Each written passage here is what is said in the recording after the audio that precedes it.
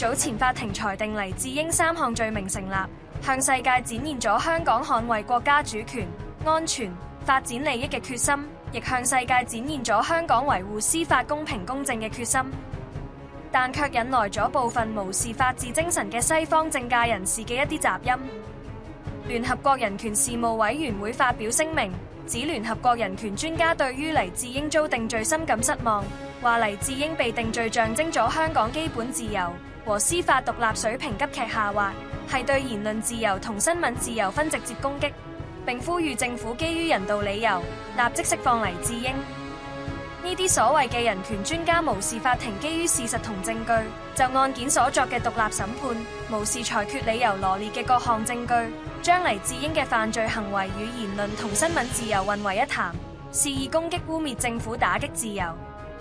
法庭就黎智英案頒下嘅裁決理由長達855頁，完全公開供公眾查閱。裁決理由清楚表明，黎智英並非因其政治觀點或信念受審。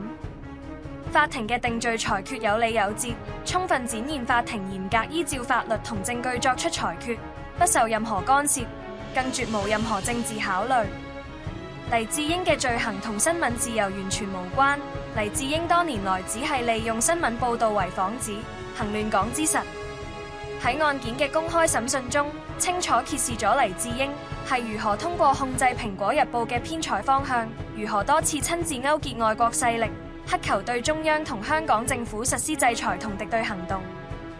黎智英就係修例風波嘅幕後策劃者與資助者，其行為嚴重危害國家主權、安全同發展利益。